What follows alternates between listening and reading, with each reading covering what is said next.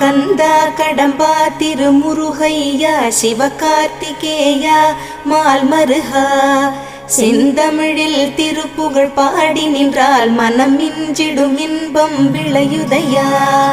சிரகிரி வேலவனை காண்கையிலே விழிவோரம் கண்ணீர் பெருகிடுமே. கந்த சஷ்டி கவச்சம் போதுவோர்க்கு கந்தன் கருணை என்றும் துணை வருமே. பங்குனி உத்திர நாளினிலே உனை நினைந்தே காவடி சுமந்து வந்தோம். புன்னகை புரியும் ஷண்முகனே உன் சன்னதி தேடி ஓடி வந்தோம்.